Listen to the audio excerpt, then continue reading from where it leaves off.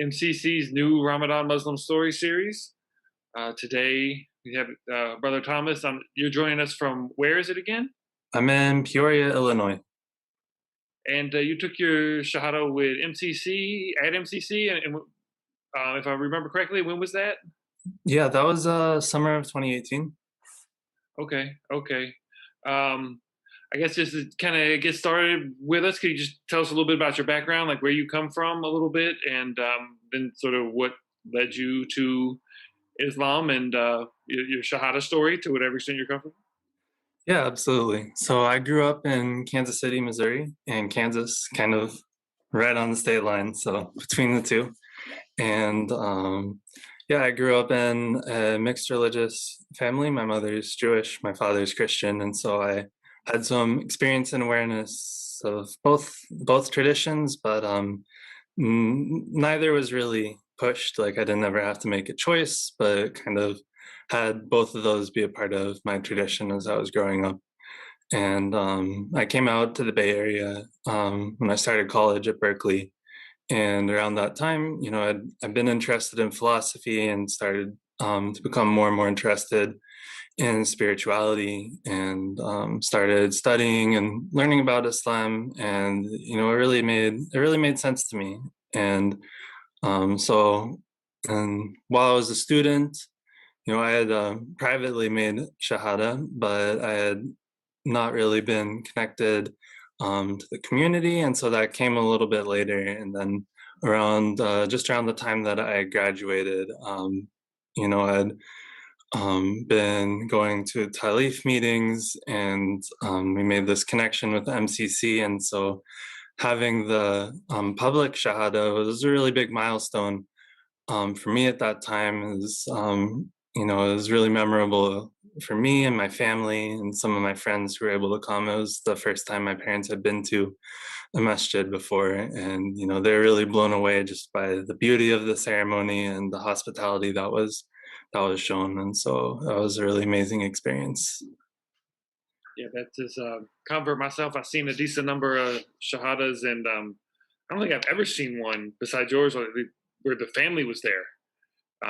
That's definitely, unfortunately, I suppose, a atypical experience to have a mixed religious, a non-Muslim family be so accommodating and sort of accepting of somebody's conversion.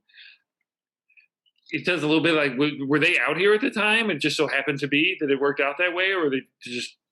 Yeah, so it was right around the time of my graduation. So alhamdulillah, that worked really well because they had come up from they're living in Southern California, and so they're already in town, and my parents, my sister, and I was engaged at the time, and so my fiance and her family were able to attend as well.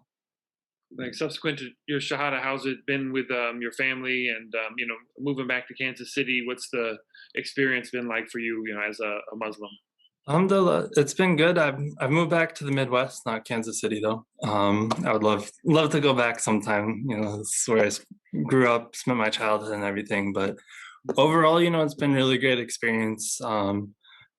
After moving to the Midwest, I spent about a year in Cleveland, and then my wife and we got married. By this time, we'd moved to Peoria, Illinois, and the community here has been really welcoming. And uh, I was looking for work, and I had some experience as a teacher, and they offered me a position teaching at the middle school and high school, the Islamic school here, that's associated with the masjid, and that's been a really incredible experience for the last almost 2 years now. Well, I guess this is the Ramadan series. I asked, what was your first Ramadan kind of experience like? Do you remember? I guess this would be depending on Yes, 2018. Was that it? I had I think first Ramadan would have been 2015. Oh wow! So you were already kind of, you Yeah, said I'll BC or I will admit I kind of went part of the way into it, and that I first couple of years I didn't fast from water. That's something picked up more recently, but I did do the fast with food, alhamdulillah, and it was really amazing. I felt the power of having that kind of daily state to kind of have a greater mindfulness. And interestingly enough, I actually was back in Kansas then. I was visiting some friends in Lawrence, Kansas at the time, so I had that connection came back in as well, and it was a very memorable experience, definitely. That's interesting to kind of phase it in. I've heard other people say that that's something that's beneficial, not to try to take it all in at once, but to kind of make steps towards it to acclimate yourself. And so it's interesting. You say you started with the water fast and then sort of worked your way up to. No, the other way around. Oh, But yeah, and then oh yeah, I guess that makes sense. yeah, I won't say it was like a deliberate strategy. I think I can't remember exactly, but I'm not sure I understood that I was supposed to be fasting from water also. So, as I got to know some more Muslims, you learn through the process. And but alhamdulillah, I think it was helpful to have the gradual aspect to it as well. And then sort of your first after Shahada, the Ramadan, were you anything change? Kind of, you start going to iftars or anything like that. Yeah, definitely. It was definitely a milestone in terms of just my becoming more connected with the community, um, meeting more Muslims, and just before getting married too, and so having Muslim in-laws and my wife, and doing a lot more celebrating Eid together, and going to the masjid when visiting and things like that. Absolutely, yeah. I know that I've heard a lot of people who have been kind of on the path and getting started and do sort of just fast on their own, and sometimes even like in secret from their family, Wow, yeah. which definitely sounds like it can make it a lot harder. And so having that community support sounds like was an added benefit once you got that way. Yeah, it was definitely was. Mhm. And I guess then, speaking of community support, I also have to ask, what was it like for you last year, your first COVID Ramadan, with the quarantine? Mm. And, I know everybody had their struggles with it, but if you could share like what that experience was like. Yeah, it was tough. And I think especially being teaching, it's always something that's probably the most challenging part of the year for the students to, especially it's like right before finals and everything with the season to it right now. And so adding COVID on top of that is definitely an added challenge. And also that isolation of not going to school, but all we started doing e-learning around then. And um, yeah, I was I gave less homework. I think we all tried to take a little more time for prayer and contemplation and reading Quran, and a little less of an intense focus. And also had my students do some reflections just on Ramadan to um, think about everything that was going on. That's you got any kind of plans for this year? I know we're slowly easing back out. Some people are getting the vaccine, but we're all still somewhat quarantined. And now we have a little bit of experience, I guess. Yeah, you have a particular Ramadan plan for this year? Um, nothing unusual, I suppose. I do want to. I've been learning Arabic as I've been practicing and just reading the Quran, and so inshallah, I think the this is a vague plan I'm kind of formulating off the spot, but the intention becoming a plan is that I want to, really use the time, inshallah, to deepen my knowledge of Arabic and the Quran in particular. I have some apps and some flashcards that I've been using, and practicing the writing too. So inshallah, this will be a good opportunity to really focus on that. Inshallah. Well, that's as a teacher. Would be your suggestion to other new Muslims who a lot of us like myself, I'm still struggling to learn Arabic as well. So with your educational background, be very interested to hear what your like what apps do you plan to use. It sounds like maybe do a little mix of writing and also reading. Like, yeah, what tips could you share for the rest of us as far as your learning approach? Yeah, I'd be happy to share some. I think the first two things that I did that really helped were just memorizing the letters, learning how to, when you get the letter recognition down, it makes it easier to start to spot read the words. And the thing that I found the most helpful with that was there's a website.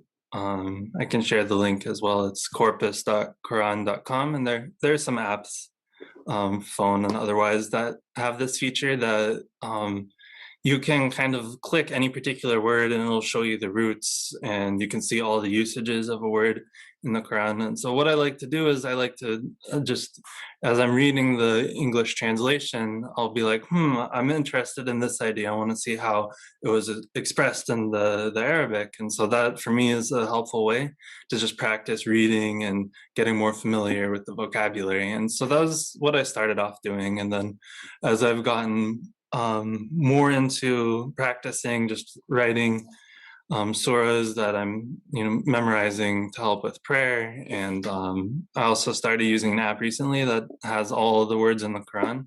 And so just going through those flashcards and practicing those as well. That's been my method up to this point for the most part. Well, I think I might take you up on some of that. Flashcard sounds like a good idea. I hadn't thought of. Cool. Okay. Well, then I guess as far as I know, coming from a non-Muslim background, we have for the on the Christian side, it's like Christmas or Easter. Jewish side, I guess Passover, Hanukkah. Yes. Now getting into Ramadan and Eid, and how have you kind of like mixed the sort of celebration aspect with still being connected to your family? It looks like you still have a pretty good relationship with them, and maybe Hmm. still sort of celebrate with them, even if not exactly right, and then still doing your own thing, and maybe roping in the family a little bit on your celebrations. So just wondering how that's gone for you. Yeah. So when my parents have their holiday observances, I'm still there visiting sometimes before COVID, or we'll meet online and just do our best. And it's a nice opportunity for sharing. Like during Passover this year, they're always interested to hear more about connections with Islam, and so I told them some parts of the story of Musa and Pharaoh and Bani Israel and in the Quran. And we had some nice discussion about that because there's a lot of connections and similarities, and it's not told the exact same way, but there's a lot that is the same. And yeah, that's as far as the Islamic holidays go. My parents are always interested to learn more about them, and they'll wish us Eid Mubarak, and they always love to see our Eid pictures and things like that. So that's nice too. It's great you've been able to kind of hold on to both. Um, yeah, no, it's a really great story. Yeah, and definitely inspiring. I mean, certainly my family has been pretty accommodating as well, but it's definitely doesn't sound like it's very typical. You're particularly loving and close family, so yeah, it's really great to hear. I suppose. I guess my next question would be for any new Muslims. This may be their first Ramadan coming up. Do you have any sort of suggestions or advice as to what the best approach would be? Just do the best that you can, and don't be hard on yourself if it's tough. But I think you'll find that there's a lot of blessings, and it gets easier after the first couple days. That's something, and that's true for me every year. Every year, the first few days are always the hardest, and yeah, it's um, a good opportunity, I think, for reading the Quran, spending time with that. If you're finding it challenging, waking up early or going to bed late, to have suhoor, eating a little bit in the morning. That's really helpful too. If I guess if you could go back to from 2018, 2015, when you were just getting started, I don't know if you could imagine that you'd be teaching at an Islamic school now, however many years later. Like, would there be anything you tell yourself, kind of in your the various phases along the way that like you wish you'd had known or anything like that? Hmm, that's a good question. I might have to think about the broader question. As far as having seen myself teaching, has really been um, I had a hard time finding a job in Cleveland, but alhamdulillah, it felt like I was in the right place at the right time, and I'm really grateful to the Muslim community here in Peoria for extending that offer. They were looking for a social studies teacher, and that was what I'd studied in school, so it worked out really well. Mhm. So, in social studies, sort of like history and sort of contemporary-ish politics and whatnot, is supposedly you get interesting questions from your students. Is it mostly, I suppose, with young people, it's mostly born Muslim kids, right? And Yeah, I'm sure that you can provide a sort of particular perspective on um, social studies at large. What's the intersection of that like working with people who are sort of born and raised Muslim and then coming in from the outside and teaching them a little bit about this country and the history and all that. yeah, it's been really interesting and rewarding. Being I studied a lot of American history, so that came into play with like the middle school social studies and some of the civics class and the U.S. history class. And I like to tie in Islamic themes because there's a lot of principles and a surprising amount of connections. And both in American history, there's a Muslim history going back hundreds of years, and I think it's really valuable both to make sure we're learning, the true history of this country and not sugarcoating some things, and at the same time looking at the valuable contributions Islam can make to uplifting and helping people in this country and helping us understand how do societies work, how did Allah intend for societies work, and becoming educated about that. I feel like such an important part of our role as Muslims to help establish justice and be witnesses to injustice as well. Inshallah. I guess is there anything when you were sort of first studying Islam back when you were in school and first kind of exploring any sort of part of that history that kind of jumped out to you and drew you in a little bit? I know for a lot of converts, it's the autobiography of Malcolm X. But Yeah. anything like that for you? Yeah, Malcolm X definitely a huge influence on me, and both learning more about his story and kind of thinking about foreign policy and wanting to see an end to all the wars that are going on. Making the connection and seeing, how Islam is misrepresented and how much value it can bring as a foundation for, establishing justice and orienting us in the world, from Malcolm X's struggle to the big issues of our time today. Many of them are the same issues that he was fighting for. That's it's interesting. You've heard that story before, where people get exposed to Islam through the media and the negative kind of portrayals, and then get into Yeah, researching, and then like, oh wow, this is actually great. And then hawk is hawk and get roped into it. So yeah, always seeking knowledge, I feel like, is really important. And there's so many ways, I think, when you is learning more about the deen, that you can find ways to make it relevant to many different parts of your life. And like the business class that I teach, I love talking about like Islamic principles of economics and how to run business and all the different areas of sectors of the business, different kinds of businesses, and how it applies to each of those. And so I think that, I mean, maybe one thing to do if you're new to Islam and studying the deen is also, in addition to learning about the practices of worship and reading the Quran, also studying the history of Islam and how, or maybe whatever your profession is or what your interests or hobbies are that you're interested in developing, see how those have what their Islamic history is. Might be really interesting and could be um, worthwhile too. No, that's a great piece of advice. Is there any particular like sort of sources that you go to again for your leaning on you as an educator?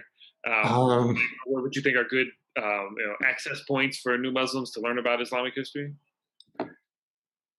yeah, I mean, there's such a vast literature base. It's Mm, um, I'd say,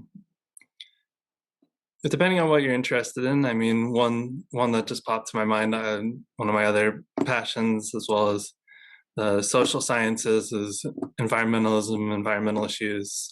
I love gardening and um, have been teaching gardening club here at the school. There's a book by Ibrahim Abdul Mateen called Green Dean. And so that's an example of the kind of intersections that I love to learn about, is what are the environmental principles of Islam? How have those been practiced in Islamic history, and how can those be applied to dealing with the environmental issues we face today? And it's pretty general. I think that all across the sectors of the economy, there are ways that we can bring more environmental stewardship to what we're doing. So that may be a good general resource. But I don't know, depending on what you're interested in, there are a lot of books out there you can find online or at the library, or ask people at the masjid, and they may have some sources or recommendations as well. like you said, there's so much scholarship out there. It can be a little bit overwhelming, I think, especially when It can be, yeah. it's like, where do I start? Where do I start? Where do I start? Yeah, Like your advice is like pick something that you're already passionate about or interested in or knowledgeable about, and then find something that directly relates to that. absolutely, yeah. You put it really well. That's what I was trying to say.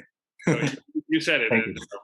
Green Dean. I'm actually check that out. I'm a bit of a so-called tree hugger myself. So Cool.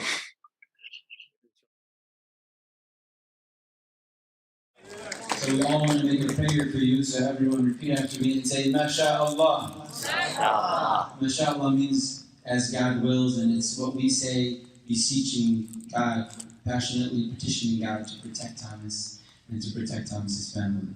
And so we all say that, asking God to imbue blessings in everything that Thomas does, every step of the journey, in his career, in his education, in his family, and otherwise. And I want to tell you, Aunt Lynn, and Uncle Richard, and Lucy, that if Thomas does this Islam thing right, then you will see him to be a better son and a better brother. And if you don't see him to be a better son and a better brother, come tell me. And if you see anything weird, then he's not doing Islam correctly. I'm serious, I mean that. Because you can be a beautiful Muslim and a beautiful American. And it's very possible. Right? And so anything that you see, Thomas hopefully is a man of judgment and good character and wisdom. You can have that, and we're here to facilitate. Because we are a part of a human family, and we only want you to be a happier mother. And for you to be a happier father and a happier sister. And we mean that. And that's real. We want happiness for all of you. And so this is a magnanimous moment. We go on our journeys in life where we have intellectual awakenings and emotional awakenings and finally spiritual awakenings. And this is a moment, it's very simple. Thomas has studied Islam. He knows what this moment means. He knows that he's affirming in his heart that there is no God worthy, no one worthy of worship except Allah, which is the Arabic word for God, and that the final messenger that God sent was Muhammad, peace be upon him. And so we're going to say it in English and in Arabic, and then celebrate, and then get some dinner, because we haven't eaten for 16 hours. Good time to take your shahada. Start the fasting. But step by step, this is coming into Islam is not an event. It's a process. It's not a sprint. It's a marathon. And we're here to give you water, Gatorade, and we're here to cheer you up, and make it beautiful. Hopefully play some music on the side while you're running that marathon. Make it a beautiful journey. Ameen. Ameen. Any questions? Anything? Any comments? You guys okay?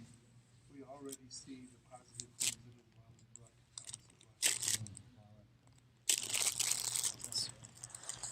Uncle Richard says he already sees the positive things that Islam has brought to his life.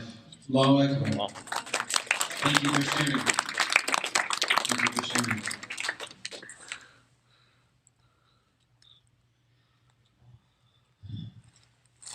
Thomas, hold your ears in.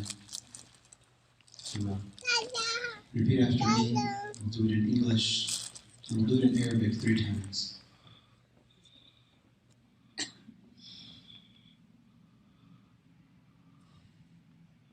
I bear witness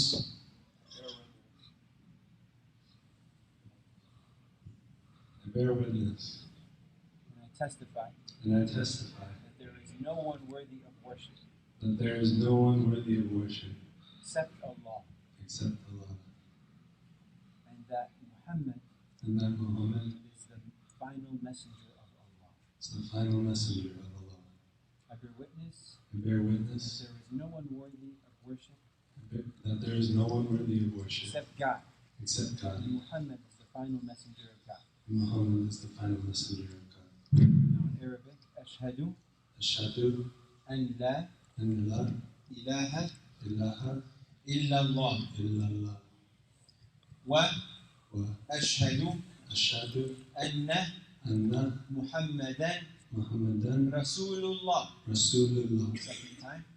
Ashhadu an la ilaha illallah wa ashhadu anna Muhammadan Rasulullah. Third time. Feel free to join in. Ashhadu an la ilaha illallah wa ashhadu anna Muhammadan Rasulullah. Allahu Akbar, Allahu Akbar, Allahu Akbar. La ilaha illallah, Allahu Akbar,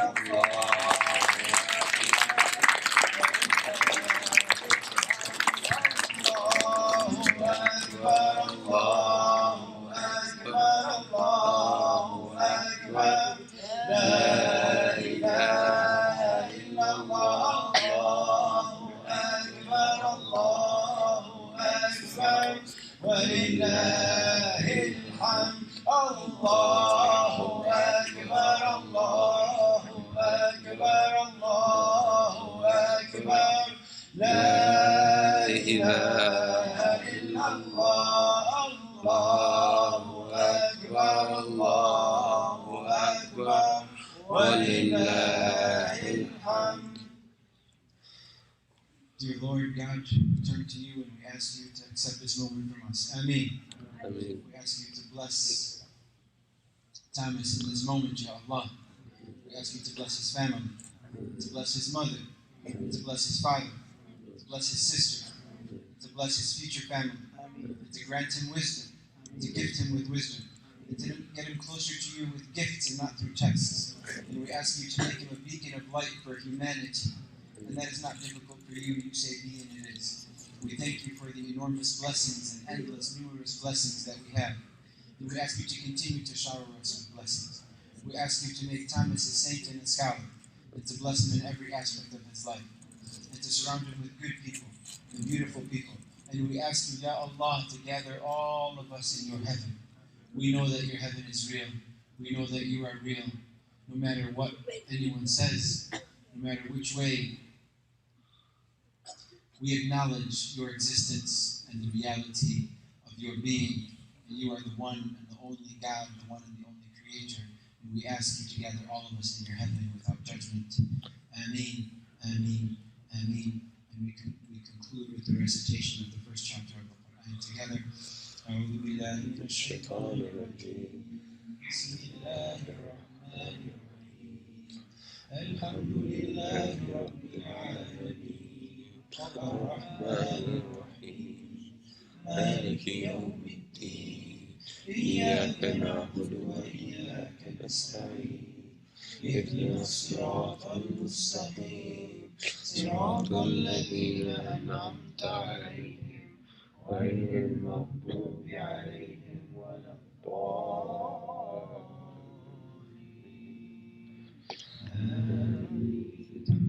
Say anything, Uncle Richard, and Lynn, Lucy, as you wish. You don't have to, whatever you feel.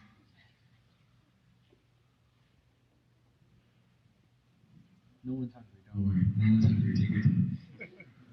I'll just be short. I want to thank everyone here for sharing this moment with us. It's really special and really meaningful. And thank you, Brother Mendy, for service. And thank you so much for hosting this event.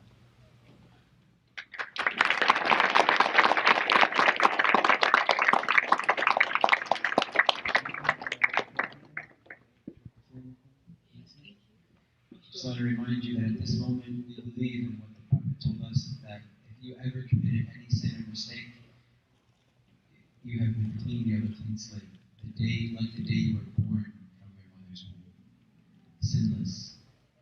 And this is a special moment. We ask you to pray for all of us tonight, inshallah. So congratulations. And thank you everyone. Enjoy your meal, inshallah. Assalamu alaikum.